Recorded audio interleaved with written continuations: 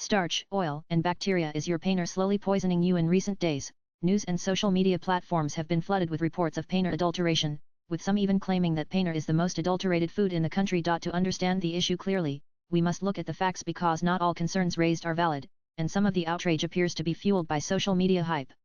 Dr. Saurabh Arora, Managing Director, Auriga Research, explains the health implications and guides us through the topic of common food adulterants. First, it's important to understand that paneer analog, often labeled as fake paneer, is actually a permitted and legal product. It's similar to many processed foods we regularly consume. For instance, mayonnaise is essentially emulsified vegetable oil with added flavors, and many ice creams are actually frozen desserts made from vegetable oils. In the same way, paneer analog is typically made from vegetable fats, oils, and alternative protein sources such as milk powder.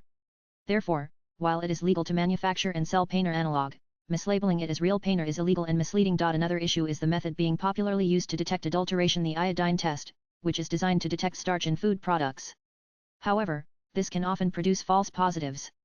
Many paneer-based foods like burger patties or kofta atta or maida flour as binders, which contain starch. So, applying an iodine test to such items will naturally yield a positive result.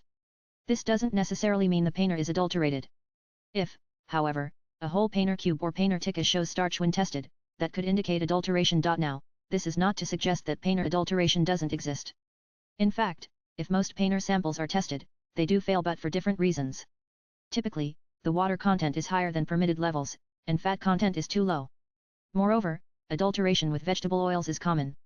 Analytical tests such as the BR value of extracted fats or the Baudouin test often reveal the presence of vegetable fats added to increase fat content, as fat percentage is a key economic indicator for paneer quality. Another and far more serious concern is microbial contamination. Milk and milk-based products in India, including paneer, dahi, burfi, and mithai, often show high levels of bacteria, fungus, and even pathogens. Unfortunately, microbial contamination cannot be detected with simple household tests like the iodine test. This is a much bigger health risk, as contaminated food can lead to foodborne illnesses that require antibiotics, contributing to antimicrobial resistance. In some cases, food poisoning has even resulted in death due to infections that were already multi-drug resistant. This silent epidemic of foodborne diseases doesn't receive the attention it deserves, yet it likely causes hundreds if not thousands of deaths each year in India. From a consumer perspective, awareness is crucial. It's essential to be vigilant about the sources of the food we consume. Many of us rely on the same dairy or vendor for years, but it's worth investing time and effort in testing the quality of the paneer we regularly buy. If adulteration is found, don't just switch vendors, file a complaint. The FSI Food Safety and Standards Authority of India has an app where consumers can lodge complaints, upload bills and test results, and even seek reimbursement for testing charges. Consumers and consumer organizations must act as the eyes and ears of the regulator. In a country as vast as India, it's impossible for FSI to monitor every corner. But with active public participation, we can raise the overall quality and safety of our food supply. Here are some general tips for all consumers: buy from trusted, hygienic sources. Be cautious of unreasonably low prices, they often signal compromised quality. Observe basic hygiene practices at any shop or dairy you visit.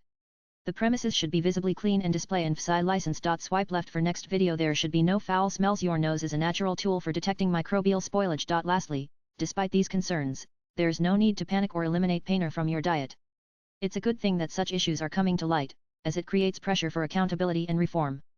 With greater awareness, proper testing, and collaborative effort, we can work toward safer and better quality paneer for everyone. Latest blogs.